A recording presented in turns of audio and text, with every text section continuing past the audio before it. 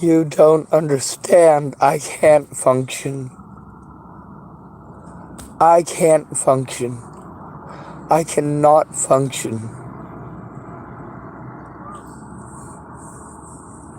And because I can't function, you take advantage of me for not being able to function and pretend like I'm a bad person because I can't function. I have been begging for help because people take advantage of me my entire life. I can't turn it off, okay?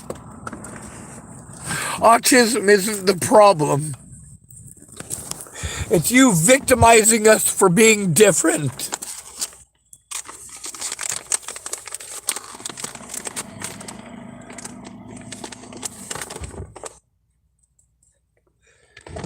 You want us to take your abuse, but you still want us to fucking contribute. You want to make us run through a bunch of fucking hoops for help that doesn't actually fucking exist because nobody cares.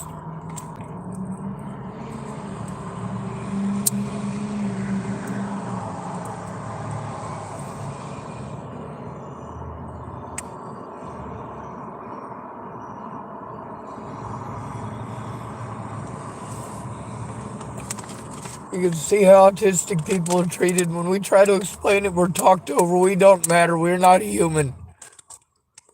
We're not human to you.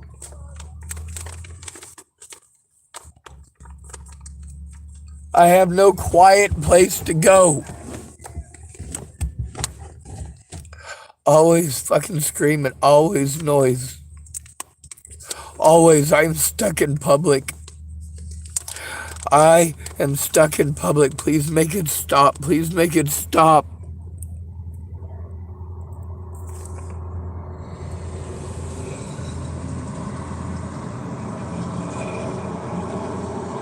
Please.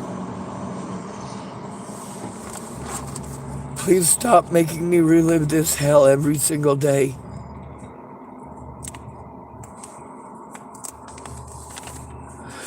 Of people going out of their way to not understand, to downplay everything, to talk over me, to make everything about them and their selfishness, while they treat me like I'm selfish for being disabled.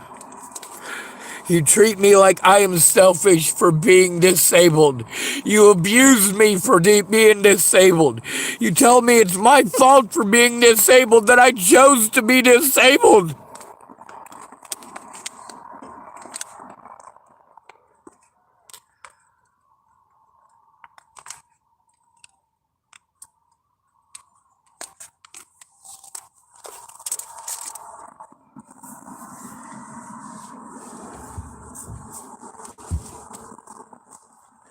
You harmed me until I begged for death. I had a support network, and it was a shitty one, but at least it was fucking there. And it was in Boulder, Colorado.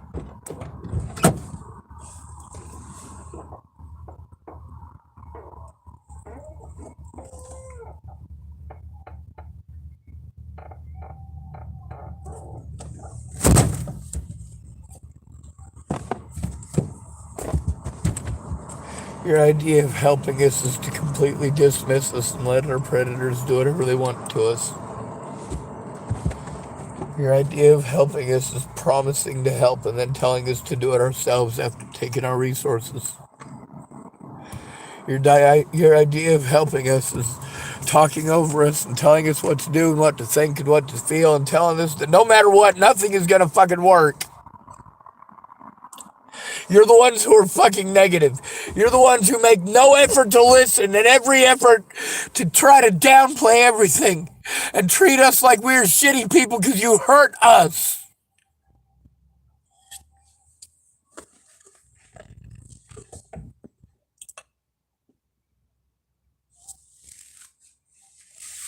Do you care about your friends? Not if you go out of your way to abuse them for trying to share with you about the disabilities that they have. If something that you are doing is harming someone with disabilities, why do you do it over and over again when they try to tell you it hurts? Why would you do that?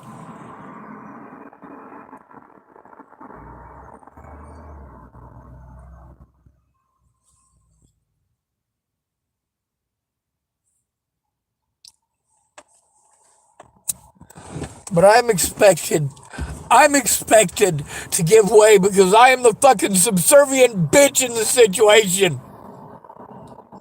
Right?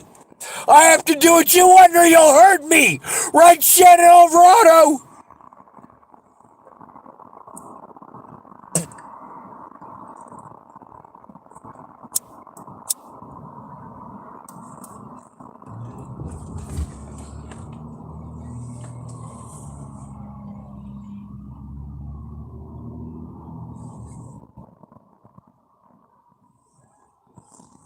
You ask how many nights Shannon Alvarado looked at evidence in the entire time I was there.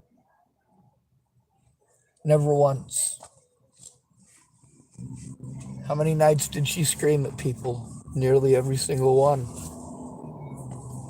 How many nights did she drink? Nearly every single one. How many nights did she do anything other than talk over me? She never stopped talking over me. She never kept her word, never kept her promise. And rather than collect evidence of my efforts and of the things that people were telling me, the people that I was going to for help, none of them cared. They said, I gotta do it myself. I can't. Nobody will listen to me. They will take advantage of my disabilities just like you did, you piece of shit. When you don't keep your word, it's my fault, isn't it?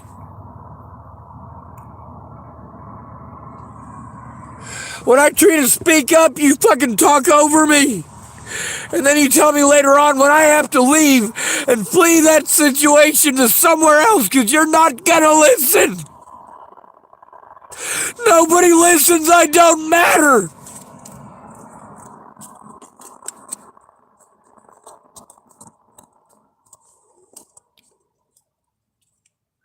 I didn't make you pretend to care.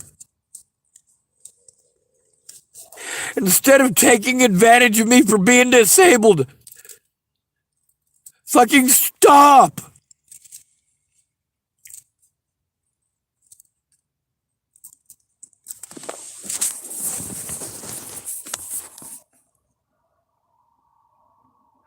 Everyone treats me this way.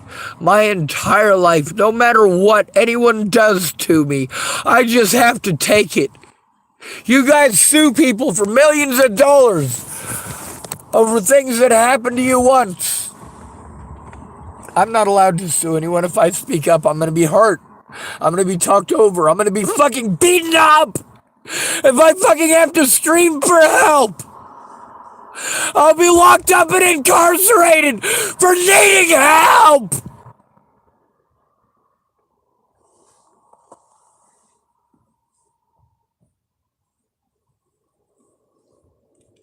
And that starts with you not hurting me for being disabled. It starts with when I tell you that something hurts me and you promise that you won't and then you do it again and again and again. Don't fucking lie to me, goddammit!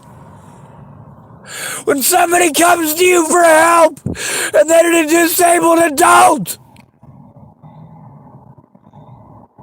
anything other than helping them to turn it in right away is showing that you don't care that they're being harmed.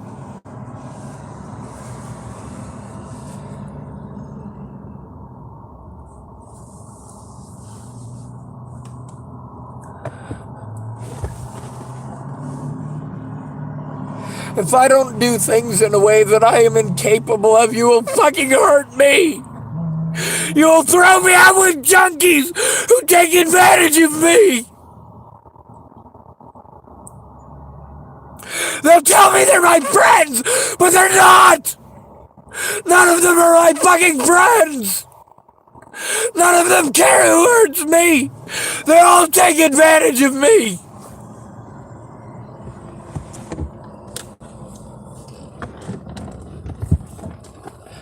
You tell me to stay away from them, but I can't. I'm fucking homeless. You tell me to move, there's nowhere to move to where anyone's gonna treat me like a person.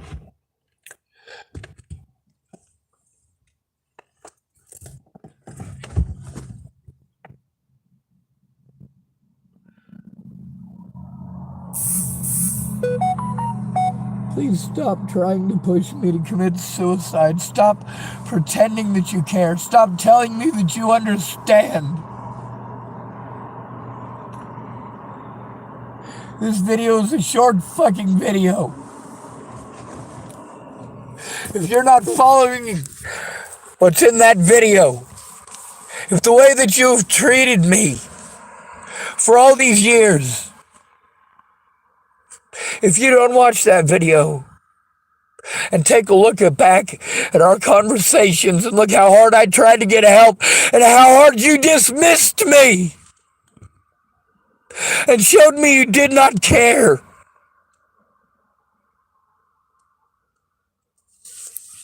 No matter what, any excuse to do nothing, because in reality, I don't matter to any of you. When I tell you what you are doing is hurting me, that you talking over me to sell your narrative or to tell me your fucking story about you, are you trying to get help with that? Because we can divide the time. If you need help, I can take the time to help you. But when it is my time to get help, it needs to be about me, not you. Don't pretend that you care about me if you have ignored me. If you did not help me to turn in the crimes right away, you do not care about me.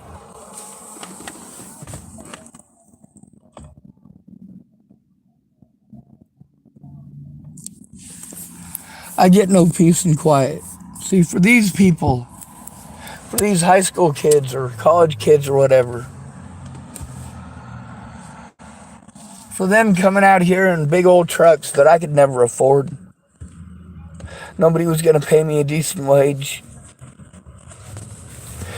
And if they ripped me off, who fucking cared? I was easy to fucking walk over because I'm a nice guy.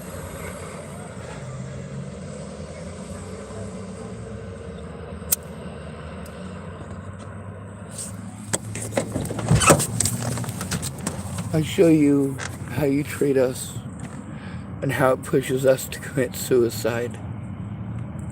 Your friendship is shit. Your friendship is shit.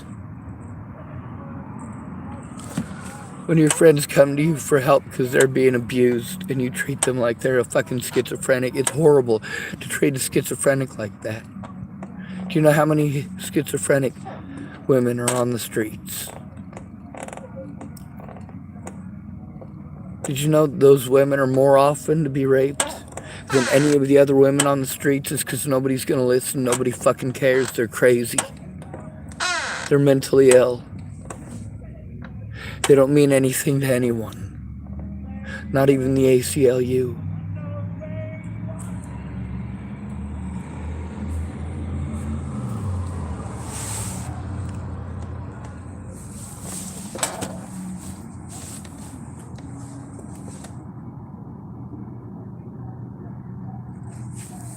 Looks like Chris is over there talking to the cops. I hope nobody stole their things, but I'll record it for his safety.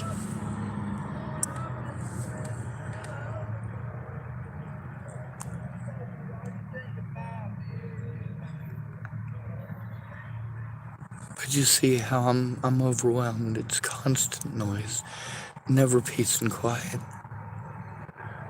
When I do have peace and quiet, I don't have a place to set up my computer and do what I need to do. I can't concentrate with all this noise. I can't explain to you what's going on when you're talking over me. Now that cop parked crooked. I hope whatever he's talking to Chris about isn't over whatever happened at the car wash the other day.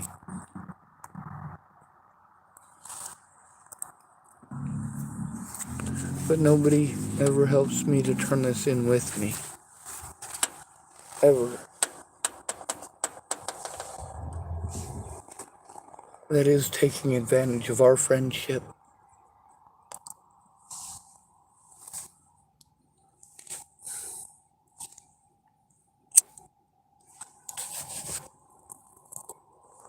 He could see with all these people how their opinions were more important than the victim. Their opinions were more important. Their opinion about a pretty meme that they read. A bird in the hand is worth two in the bush. You just gotta love yourself.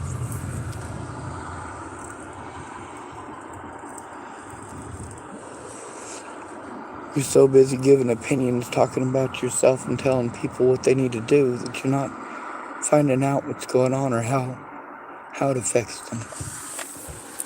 When they try to tell you about their disabilities and you downplay it and diminish it and talk over it, you are taking advantage of disabled people.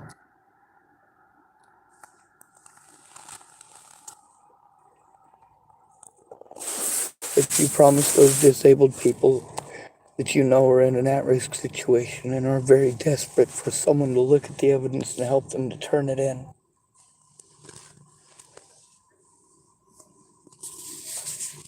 see, that's the thing about going to a friend or family member is that they assume that a friend or family member cares to look. No, even if I begged, my friends and family didn't look. They were busy on fucking drugs doing their own thing.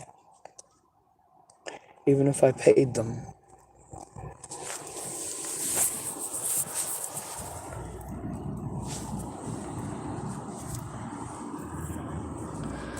I never wanted to post any of this stuff on Facebook or YouTube. I just wanted people to leave me alone and let me see my loved ones.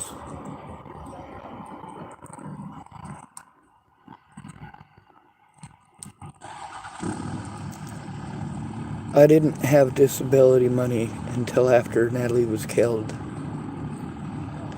But I've been disabled and taken advantage of for my disabilities my entire life.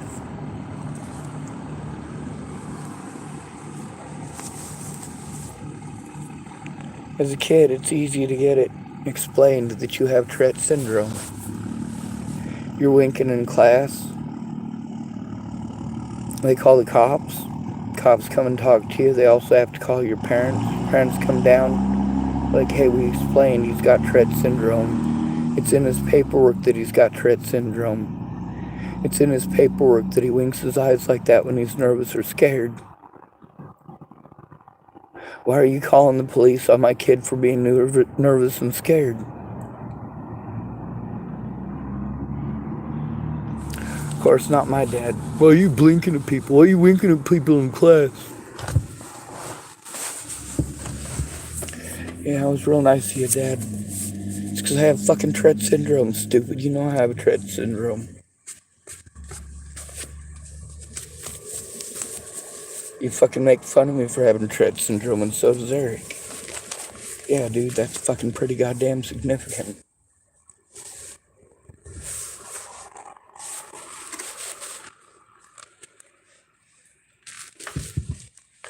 These people are taking advantage of my disabilities. And then, of course, I can't concentrate with all this noise and with the talking. I get that you got questions, but this is a complicated situation, and your questions are only going to get us both lost.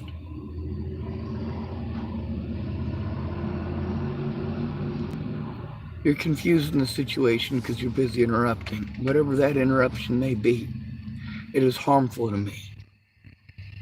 And instead of understanding that and taking my disabilities into account and actually listening, you get even more harmful, more irate, more angry. Your opinions matter more than what I'm going through. You talk over me to show me your ignorance of my disabilities,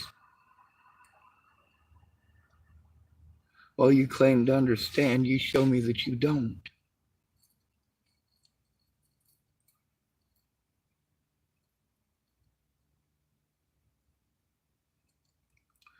What did Chris say about with his brother?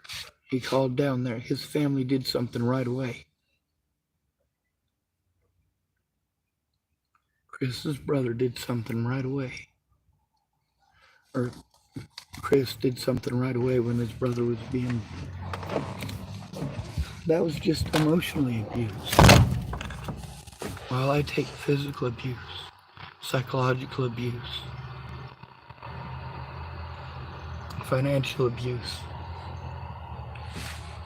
And people say I shouldn't have done this and I shouldn't have done that. Well, where were you to help me to do it right? I asked you to help me to do it right.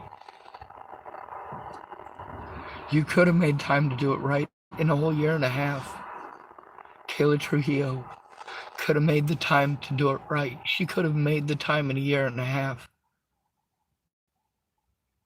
She could have taken the time instead of demanding that I go there and pay for cigarettes and wait for the kids to go to bed, wait for her to get done delivering drugs, wait till after A-Bear goes to bed, wait till she's fucking good and fucking drunk, wait until she's done playing video games. Like, fuck, oh my God. And she still never listened to what was going on. Like, she kept having these ideas that I needed to go on a date and I needed some vagina. Holy shit, that's not what I need. Oh, you're just shooting down all my ideas. Fuck, I'm taking abuse. I don't need a fucking dating site. I need a friend or family member right away. I've given up all of my resources to travel to go see these people who are supposed to be friends and family so that I can show them in person, because there is no possible way I can do this any other way. You need to look at the evidence. What you could have done before Natalie was killed was look at the evidence. Or at least listen to my story and help me turn in the evidence. It didn't matter how much I wrote down in my ledger, it got full. It was full of the promises that people made. It was full of how much money I'd given them and how much that they'd paid back. How much they'd taken for goods and services that they never returned. I did what I was told to do. I called Jeff Ritter. But the longer it went, the more I had to be afraid to go to any of these places because they were just eating up my time and my money. Ken Wilson, Leatha Plunkett, wanting to triple the rent, quadruple the rent, insist that I give them money for all sorts of stuff. I was going to buy myself an Oculus. That's what I was told would help me as an autistic person. See, instead of them understanding, they want to throw me to do, oh, Sean, do you have a weighted blanket? Sean, do you have one of those little poppy things? Those don't stop abuse. An autistic person who is stimming, that stimming isn't taken as an autistic person stimming who needs to be heard.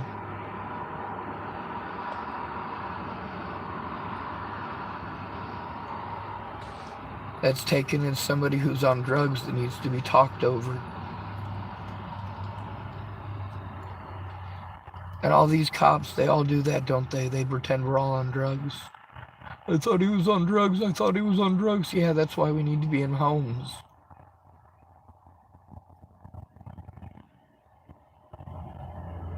We need assisted living. We need to have a caseworker we can call when something happens. Hey, call my caseworker. Call my caseworker. Call my caseworker. Please call my caseworker. Don't shoot me. Call my caseworker. Please don't treat me like a criminal. Call my caseworker. Please call my caseworker. I didn't have one. They all told me it wasn't their job. It wasn't their job.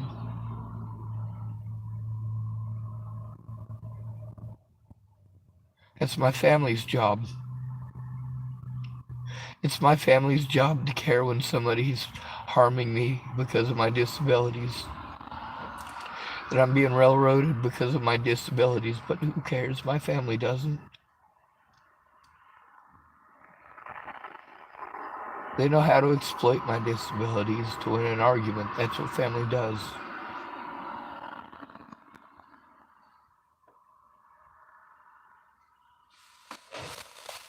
Do I have to worry about him?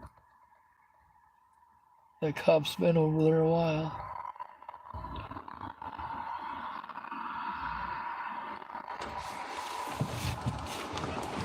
And here's the thing is that a lot of times, if you go in to try to turn in stuff with somebody who's trying to turn in the cops, those cops will lie to you about what the law says, or lie to you about the person who's being abused.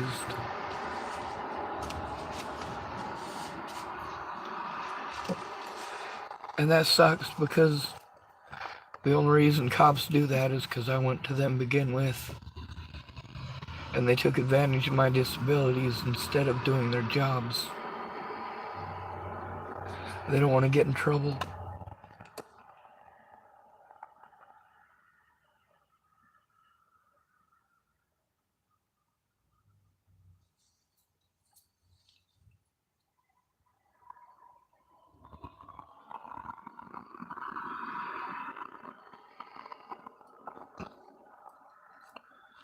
I'm gonna go get a soda pop, but I gotta wait for the cop to leave. Meanwhile, I have nowhere to go. I can't just live in the fucking parking lot. I can't just keep begging strangers to care that I'm being abused, that I can't take care of myself, that I'm overwhelmed, that I will be harmed if I go in to turn in this abuse alone, that I cannot find a place to process it with some peace and quiet. I am in constant fear of these meth heads and these cops.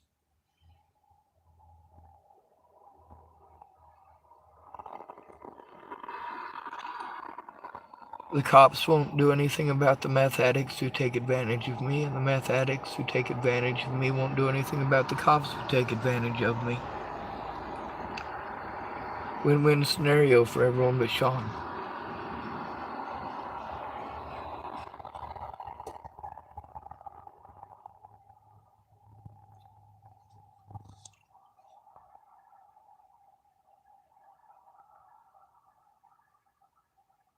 Well, on the bright side,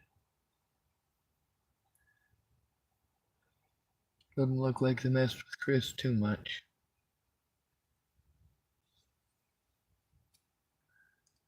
They just literally went right over to grocery outlet.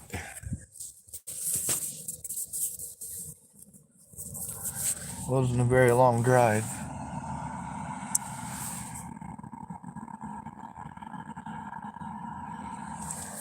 Anyway, now that he's all the way over there,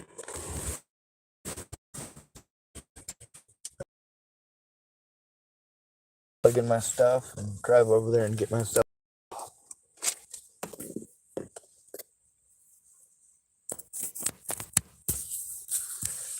All predators try to separate the victims from their friends and family. That includes the police. When I ask for a friend or family member to be there present, there's a reason. My safety. Because law enforcement will make no attempt to understand my disabilities. I'm a man, I just need to man up. My disabilities don't exist. I'm a man, I just need to man up. Nobody could ever possibly abuse me because I'm a man, I just need to man up.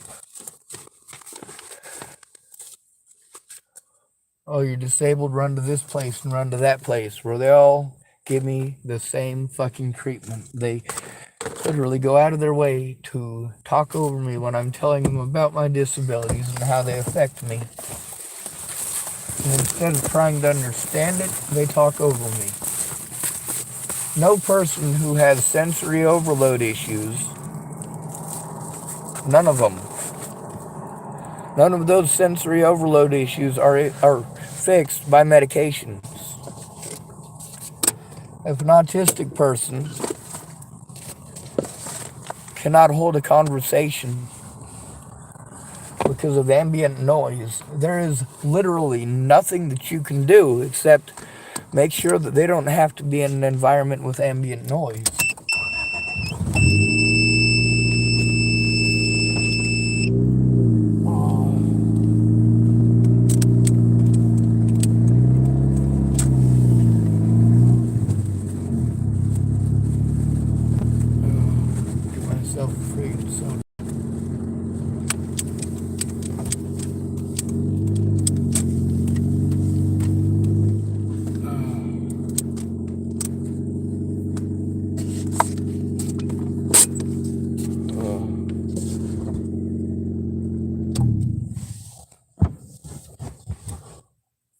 See how much battery I got? Not much, and it's not charging, so there's that.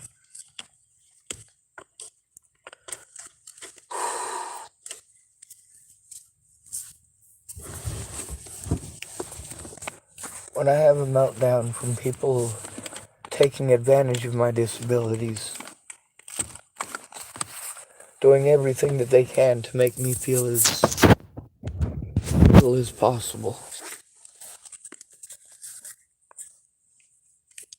They don't care how much that hurts me. I don't matter. You get to see how that McGruff shit doesn't work. Going to your friends and family is more likely to get you bullied than get you helped.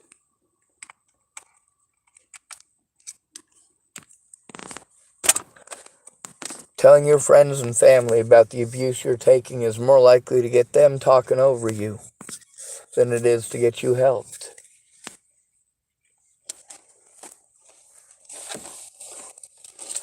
See, that's the thing, is that all these people want to tell me they understand autism while literally going out of their way to take advantage of my disabilities if they do know autism so well.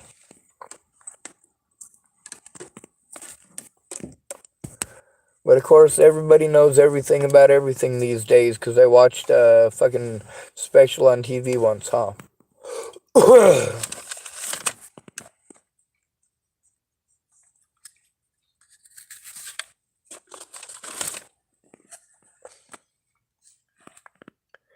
Your fantasy rendition of autism in your head is not the way that it really is. No matter how much you want it to be.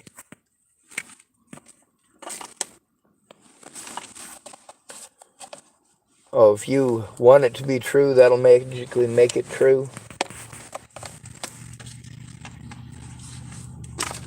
Well, I'm harmed over things people actually did to me. Well, I'm harmed for trying to tell the truth, but as a mentally ill person, nobody cares. That's why Natalie Marie Bollinger and all of her friends and family got to do that for all that time, because no matter who I went to, nobody cared. I'm autistic and fucking retarded. And every neurotypical knows better than me, because I'm an autistic retard, obviously.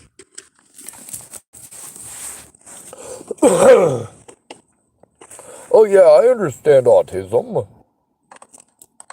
I got an uncle's brother's cousin's dog's former roommate's kitty cat that was autistic. Haha. See, you assumed I didn't know anything. No. See, you're just showing you're an idiot.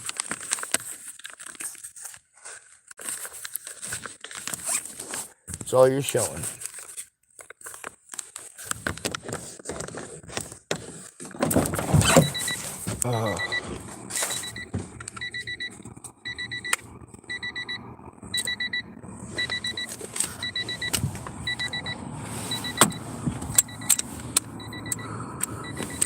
A lot of people, they wanted to throw things in my face that the cops I was trying to turn in told them. That's the thing, the cops fucking gaslighted me to a lot of people. And I had to record it on devices that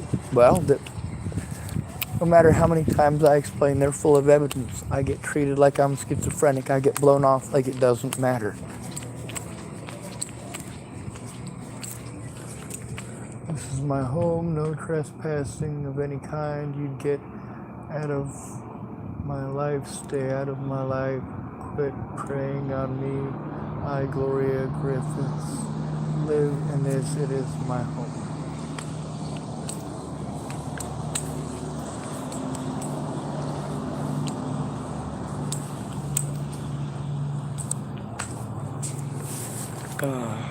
It's always fun.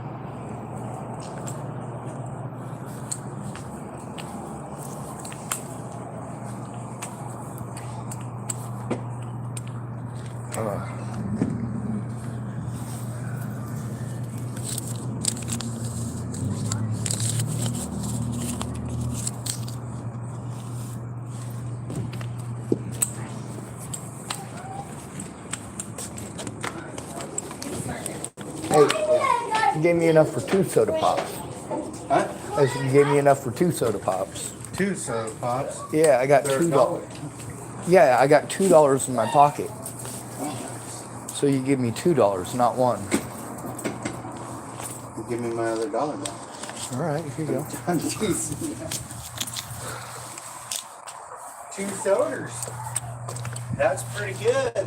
Yep. That is fucking I saw that cop over here. I pulled up my camera, and then when I realized he wasn't beating you down or anything like that, I was like, all right. No, they know better than that shit.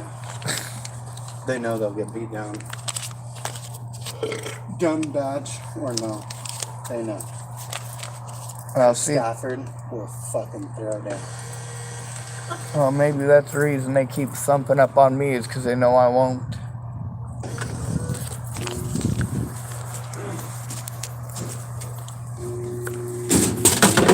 Be a mean motherfucker. Like crazy. I used to be a mean motherfucker, but I grew up in crazy houses. My parents were coke addicts. Yeah, I wasn't sure if that was over the thing the other day with the wet t-shirt thing you were telling me about, or... No, basically this guy is trying to claim damage at the car wash. And when I got there, he's like, I want you to know my dad's in law enforcement, and so am I. And he's like, oh, cool. Like, you're trying to intimidate me. And I was like, so what agency are you guys with? Like the state police, sheriff's department, city? Like,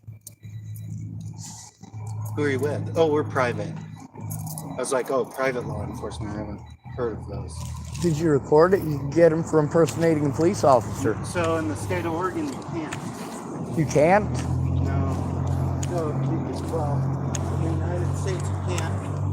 For simply them saying that they're law enforcement. Because that would infringe on their freedom of speech. So, is that what the cop told you, or did you look it up? That's what the cop said. He said that he would have went and arrested him if he could. But he said he can't because, like, unless they show some kind of a badge, an identification card, uniform, or something like that. Unless you're an at-risk adult. If they did that to your brother, it'd be against the law, because then it would denote that they're trying to take advantage of him and pull the wool over his eyes and trying to get him to do something that is against his best interest when he's not capable of doing that. I'm going to look that up, though, if someone tells me they're a police officer. Because those cops, they keep lying to me. I keep looking up the laws. That thing's pretty cool. It is. You got it going on. So did that.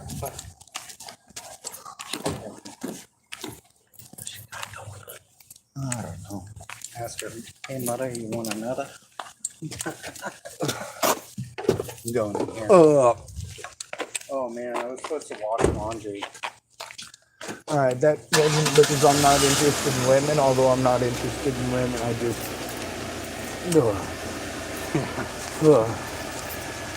Mind fuck. You recording me? I'm always recording you. Always. I tell you every time I see you that I am always recording. I will apologize to you if I'm not recording. Why are you recording me, dude? I always record. For my safety and the safety of those around me. I'm stuck in public. I don't feel unsafe though. I do. You should feel safe around me, man. I feel safer around you. Yeah. But you're not always around, and if people are harming me, you're not going to help me. I'll beat them with your cane. Don't beat anybody with my cane, and that's not funny. Oh. I just weaponized you. You know what? I am weaponized already, but I'm not fucking pointing it. If I'm pointing it at you, it's either because something is going down or because you're doing something stupid. So you always put everything on YouTube, or you just record just? Most of the stuff that I have that's really super important is not on YouTube because it's got people's private information in it. The problem is cops won't look at that. I have hundreds of people who said that they would come forward, give the cops their number, but cops never tried, and every single one of them made me go in alone and didn't speak up. But I got hundreds of recordings with him telling me all sorts of stuff. Yeah. Not too bad. Do what? Not too bad. You're right, cops are bad. I can't believe you forgot to wash laundry. You can't believe what? That you forgot to tell me to wash my laundry. We're supposed to be friends. Whatever, dude.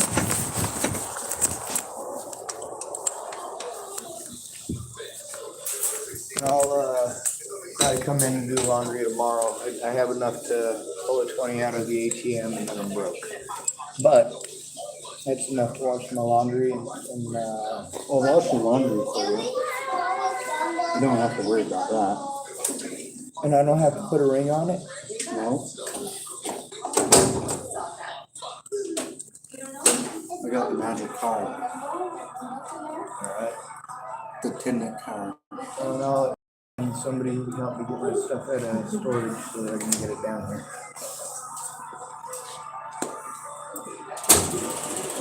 Can't believe I forgot to do this. I think I can probably make 1 or 2 trips up the stairs, but probably not more than that. How many stairs is it?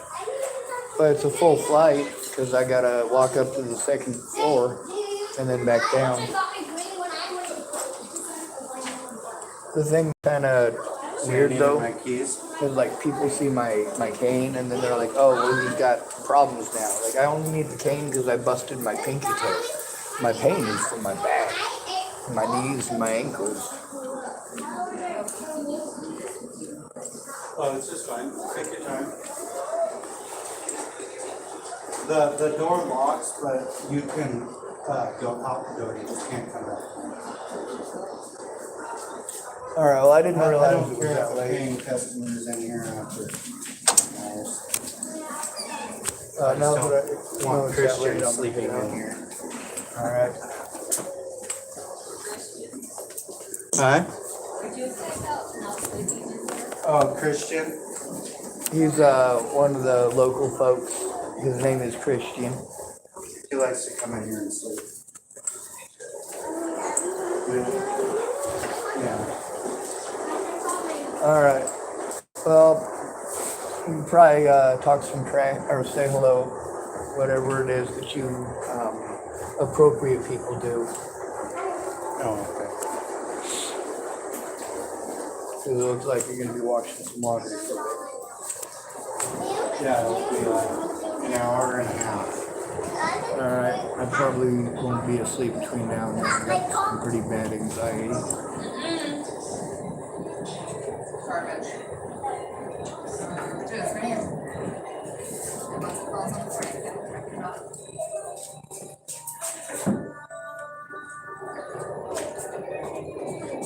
Well, hopefully your anxiety gets better. That's correct. You ever just drive to a wooded spot and just relax there? I can't anymore. I used to. Then for a strangers come and knock on your window and they give you a citation for pretty much anything they want. Or they pretend you've been there 14 days already and they already gave you a verbal warning. It's also so hard when we live in a society where number one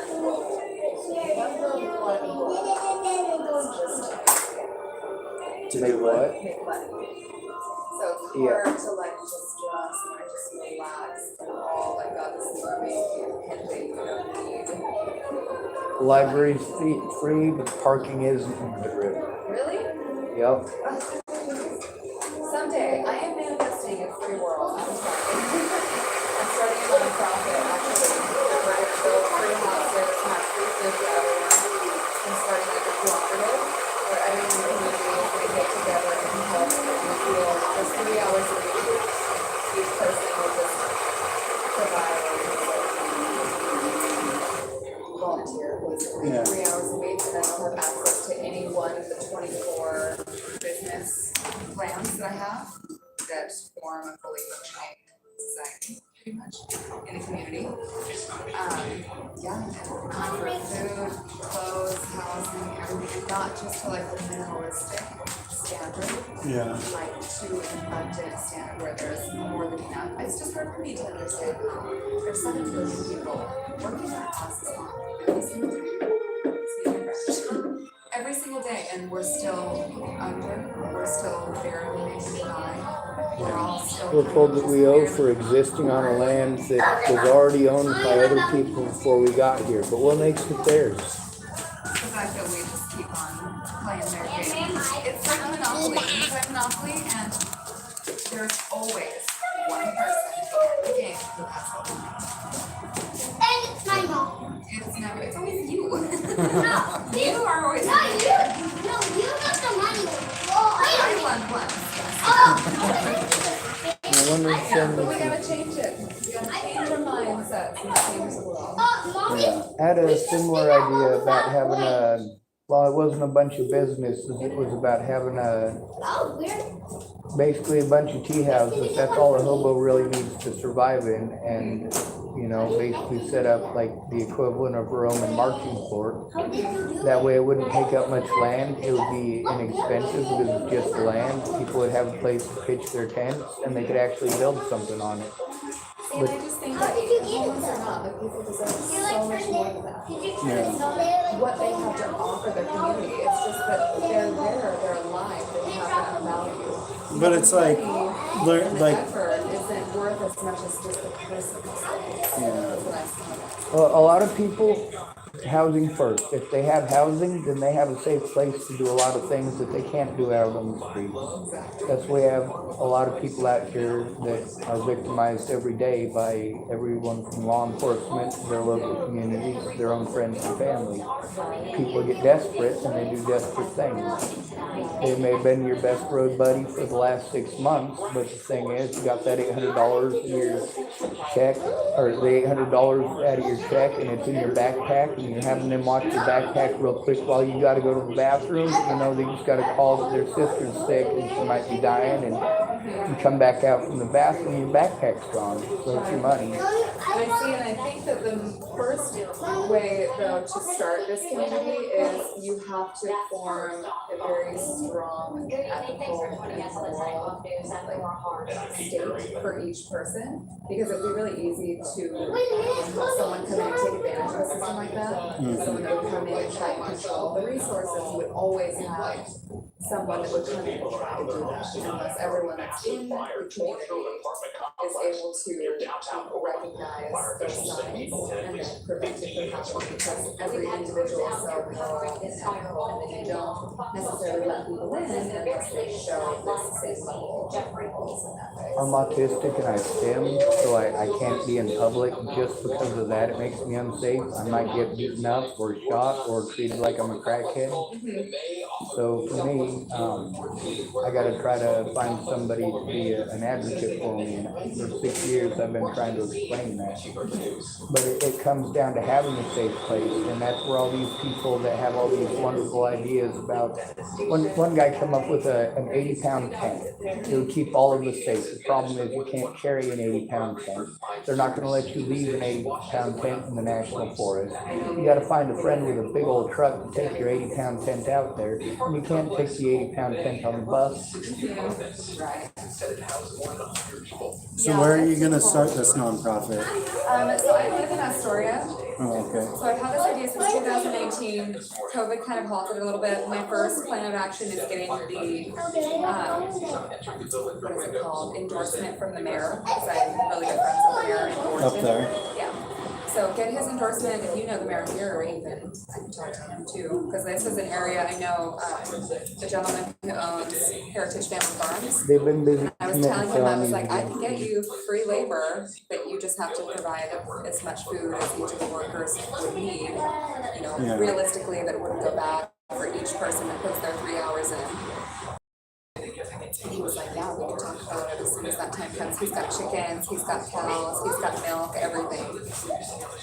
So I'm starting it in Astoria, and then I'm actually remodeling the house right now because it takes money to get it started. So I want to start the cooperative first, which is going to be a really nice state-of-the-art, like a co-op, pretty much, where people just come in.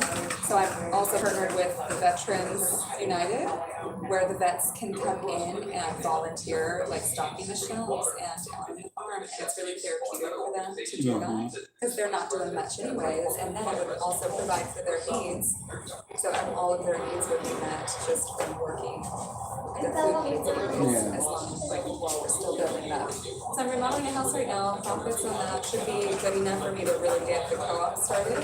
So this is like my soul's mission for the pretty sure is to set everyone free. Yeah, from the enslavement. Yeah. Oh yeah, we're certainly. But they've been doing it for 2,000 years, so I mean, it's not gonna be easy for us to get out of it, but we all Everybody just cares have to about keep- themselves too much. When it comes to helping others, when somebody really needs help, people tend to want to talk about that. Yeah. Like right now, you have a really great idea that I had almost a similar idea that I'm still working on. My friend Chloe Pachovas had an idea that's very much along similar lines, and she works with autistic people in Colorado. But then when you have a great idea, you always got somebody like me to talk over you.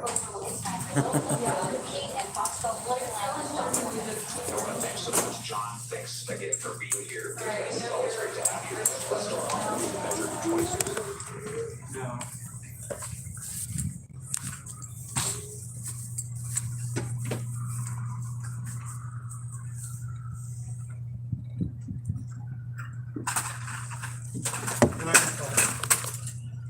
I would have totally helped you get that down. Sorry.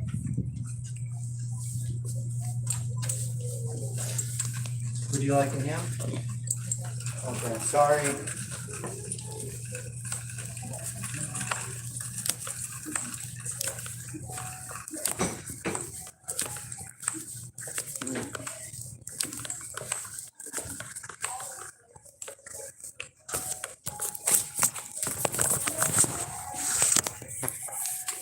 All right, so what's the difference between an autistic person and a pretty woman? What did Chris say? He wanted to talk about how pretty she was, and she has a great idea, by the way. Same idea as Chloe Pachovas, similar one to me. There's lots of people in the world that ain't got a place. I had the money to buy my own land or buy a house in Chapel, Nebraska, almost. But my disabilities didn't get me help. That money didn't help stop the abuse. That disability tag instead was used as an excuse to harm me over and over again. I needed help stopping abuse, and I go to the police, and what do? They blow over me, talk over me. For me to have any rights, I basically have to have a pretty blonde-haired, blue-eyed girl speak for me. That's what it takes. As an autistic person, if I stim, I have to worry that people will treat me like I'm on drugs or even shoot me. And you guys don't stop to consider that. How much more likely it is to happen. How much more likely people who are autistic are to become homeless to begin with. And then, of course, when they're autistic and homeless, you don't say anything about them being autistic, do you? You just say they're homeless. Like when it's a black homeless man who's shot by the police, you don't say a black homeless man, you just say a homeless man. A 29-year-old homeless man from Bremerton, Washington. A 31-year-old homeless man from Boulder, Colorado. A 47-year-old homeless man from Boston, Massachusetts.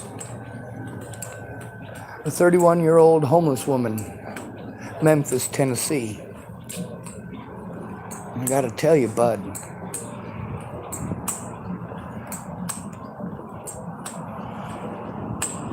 ain't we worth any more than that?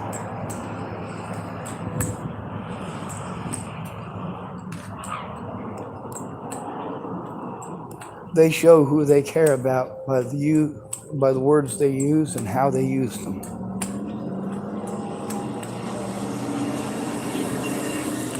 If it's you with the idea, you're a fucking idiot and you need to fucking understand that nobody's ever gonna care, nobody's ever gonna try. You need to just go off in the woods and die.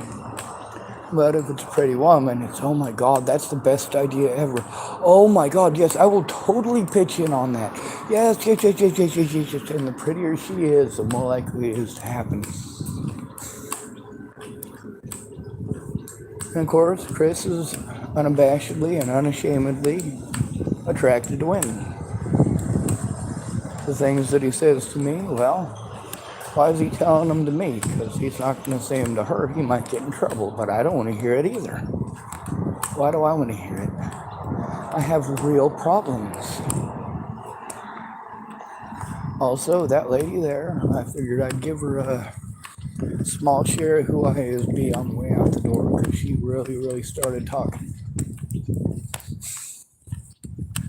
I hope that she is in a safe position in life. I hope that all of you guys are safe positions in your lives. I hope that all of you have friends and family who actually love you. I hope that if you are disabled or not, if somebody hurts you, that you have a friend or family member that you can contact right away to help you out immediately. Because if you don't have that, you're just going to take abuse for the rest of your life and be told that it's your fault. If your dad is an alcoholic that just beats on you all growing up till the day you turn 18, chances are pretty good he is not going to help you as an adult. Now that you're 18, he is probably never going to be there. If somebody rapes you or beats you and you call your dad, you already know he's not going to give a shit because he's a fucking alcoholic. You also know that if he sobers up later in life, he's still not going to help you. He's going to talk about how proud he is of being sober, and you should be proud of him too. He's been sober for 6 years now. You should be proud of him too. You owe it to him to forgive him because he quit. No, I do not. You owe it to him to forget about all the abuse that you went through because he's sober now and he's different. But then, how often is that actually the case? And how often is it somebody who got sober wants to talk about the Jesus, but he'll come over to your house when he needs something? Something that the Jesus ain't gonna fucking provide. He needs $5 for cigarettes. He's got the other half. He's begging nicely. Whenever you have a real problem, he tells you to give it to Jesus. But when he's got a problem, he's coming to you, and the Jesus ain't providing him with that $5, is he? And when you give him the $5, who's he gonna give the credit to? He's gonna give the credit to Jesus now. He's going to go to the church and he's going to say, man, I tell you what, I had something I really needed yesterday. This is my testimonial. There's something I really needed yesterday, you know, and I had half what I needed. And I said, dear Lord, fucking deliver me some money. You know, I just need a little bit of a push, Lord. I just need a little bit of help, Lord. And the Lord provided. The Lord provided the other half of what I needed. And I got what I needed. Yet, no, you fucking twat.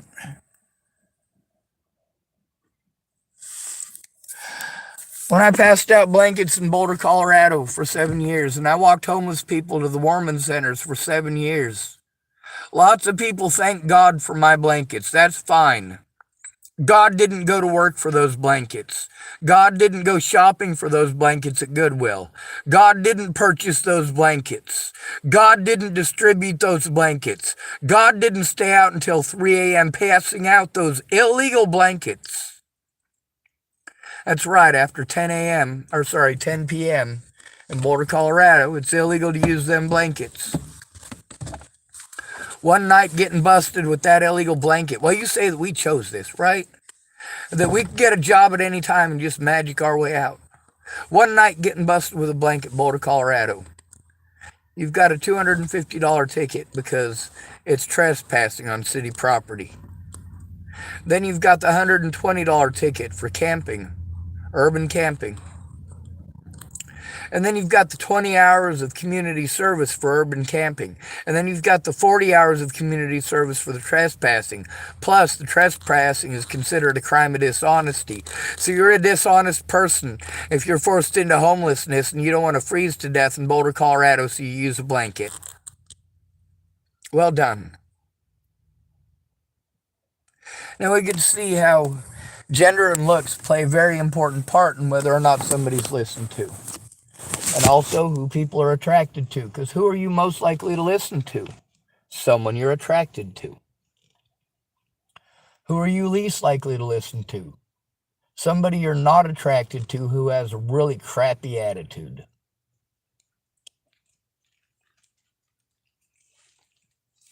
Now, there's a lot of people whose crappy attitude didn't start off that way. They started off asking for help like anyone who needs it. My disabilities, a lot of people are able to exploit them because they don't understand. And when I tell them, well, then they try to twist it into something that it's not. Like, I'm wired differently. Neurotypicals interpret that as my wires are crossed. They're not. The difference between a neurotypical brain and somebody with Asperger's is the difference between a farm truck and a Maserati or a Formula One. When you've got a problem that you can magically fix with a neurotypical, well, a neurotypical is your Ford F-150. It's your farm truck. Or it's your little Chevy S10 if you got a little farm. But people who are autistic, our brains are absolutely magnificent. We just need peace and quiet to think. We need a place to do it. We need the tools to do it. But how are we going to do that if you keep taking the tools from us because we're disabled and using our disabilities as an excuse to do that? Now, I've heard some absolutely wonderful ideas in the world. A lot of them. Some of the greatest ideas that I've heard come from homeless people. Which ones are most likely to be heard, though? I know a lot of men out here who had great ideas. Exact same great ideas as a lot of the women out here. Now, what generally tends to happen with those great ideas? Why does everybody fizzle? Well, it all comes down to attractiveness, needs, and wants. It comes down to societal bias. A lot of women with sons, they don't stop to look at how their sons are going to be treated. There's also a lot of women I know who say, I just hope to dear Lord Almighty that my son doesn't run into a woman like I was at that age. When a guy's got a great idea and he wants to tell his friends about it, sometimes they're supportive. Usually you got to go to family. They got to be supportive first. But they're not usually supportive. Most of the time they're going to tell you what a horrible idea it is. They're not going to be supportive. They're going to tell you should have wasted your money on something else, something that doesn't make you happy. Now, when a woman tries to make a pitch, it's much like with a man. It's very similar. If he's good looking as a man, people are more likely to listen to him. And as a woman, people are more likely to listen to her. But a lot of the people who are less good looking tell me, hey, you know, I tell people about this idea I have and nobody seems to care. They don't seem to be interested. But then there's these good looking men and good looking women that I know who, they know people. They've got these great ideas too. And they're more likely to be heard. But then there's these people who are promising them the world, promising they're going to help with these great ideas. Like the lady who had the idea for the ice cream carts. If the homeless people would have these ice cream carts to go around Boulder on the hot days. Yeah, that would be a good idea. You know, get the permits and all that. But it's a matter of the guy who was going to do it. Once it was all said and done, she was a conquest, and he realized that, well, that just wasn't a happening thing, and he decided better of his money. Now, whether she had been conquested or not, he probably wouldn't have kept his word. Do you think those people get that kind of money by keeping their word? Not without a contract.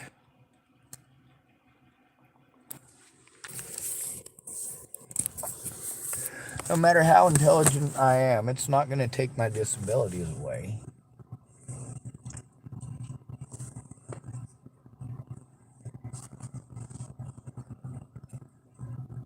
There are just certain things that your pills aren't going to fix too. Like a lot of times you want to tell people to get off the street drugs. And then of course your solution to their problem is that they get onto pharmaceuticals. Like one drug to another, you're still drugging a problem that can't be fixed by drugs. Humans not being allowed a place to live and being forced to give this much of their lives only to be abused for most of it. Just because you're good looking doesn't mean you won't be abused. Ugly people tend to be taken advantage of by good looking people and people with money. Good looking people tend to be taken advantage of by people with money.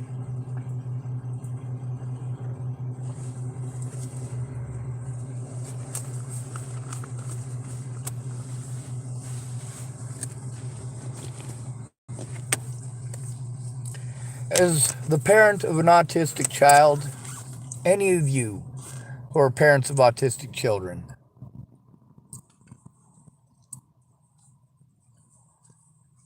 you need to be aware of their disabilities. And instead of abusing that information to try to win every argument and get whatever you want out of your kids and convince them that there's something wrong with them, understand that they are different. That doesn't make them evil. That doesn't make them bad. That doesn't make it okay to throw them away.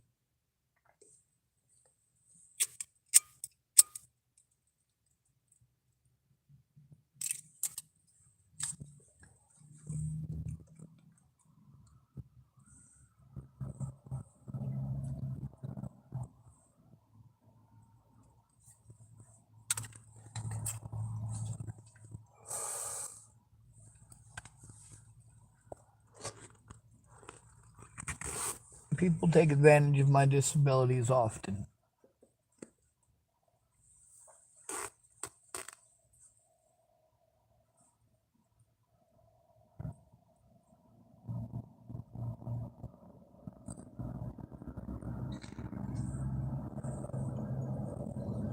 Somehow magically it's okay because they call me mentally ill. They don't bother to take a look at the evidence or do anything about my disabilities to understand them. Instead, they just talk over them and take advantage of me further.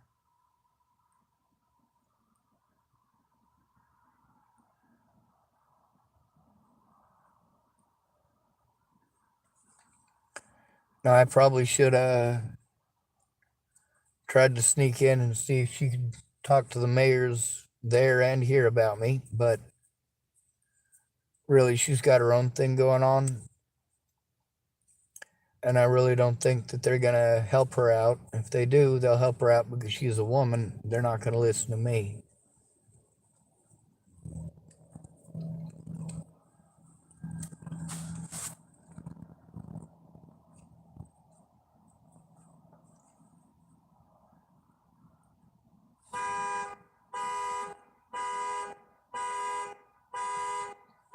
Well, somebody's vehicle's going off.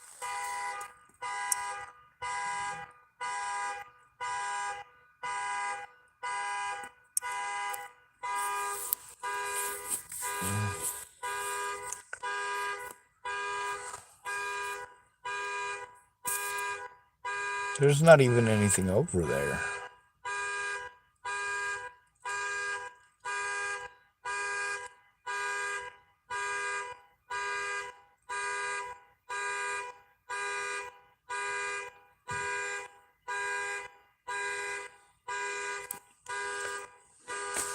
I was thinking maybe it was possibly some of those people that work at the pizza place, but might be one of the people's inside of the laundromat. It's just Chris and that lady and her kids, I think. I don't know. That lady and her kids might have left already if they're done with their laundry. Now, of course, before going in there, Chris was wanting to whisper real quiet about how attractive she was. Alright, dude. Whatever. Meanwhile, I think her idea is really great. I'd love to listen to it because I really think that I know a lot of people that if they work together, they could make that a reality. But asking the mayor to do something, no, I was going to use my disability money, my back payments to get property because, no, you asking your fucking predators to give you something is dumb.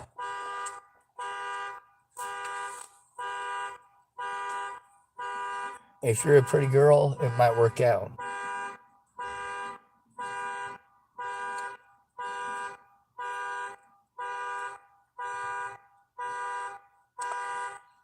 But also, that's a double-edged sword.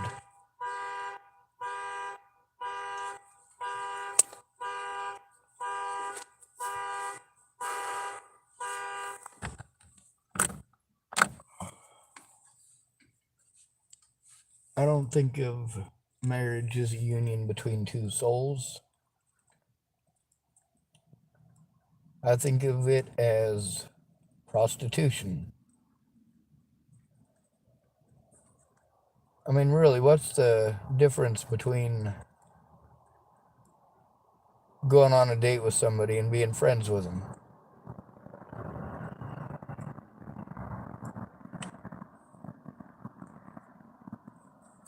You're not going to ask somebody out on a date if you're not willing to have sex with them, are you? Well, I'm not willing to have sex with anybody, so I'm not asking anybody out on a date. For a while there, I thought that's what I was supposed to do. And from a financial standpoint, it makes perfect sense, but not at all from a tax standpoint. I mean, that is a perk, but really you're doubling up. That reduces the overhead. If the rent for your apartment is $2,400 and you're paying $2,400, that sucks. If your rent is $2,400 and you're paying $1,200 and the other person's paying $1,200, that works.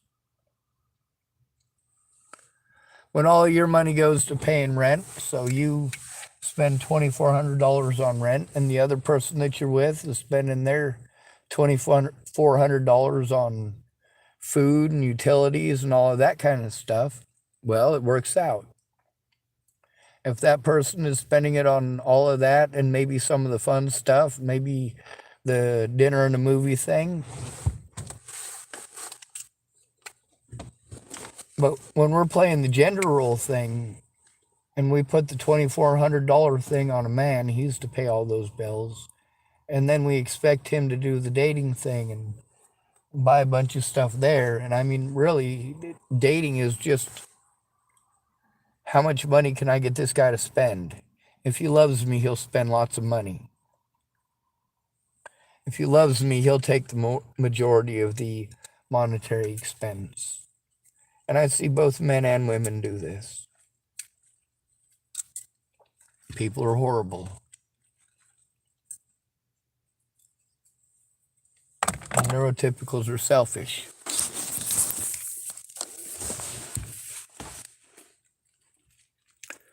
I speak up because somebody has to. I believe in doing the right thing because it's the right thing to do. And I would record 24/7 if I was capable.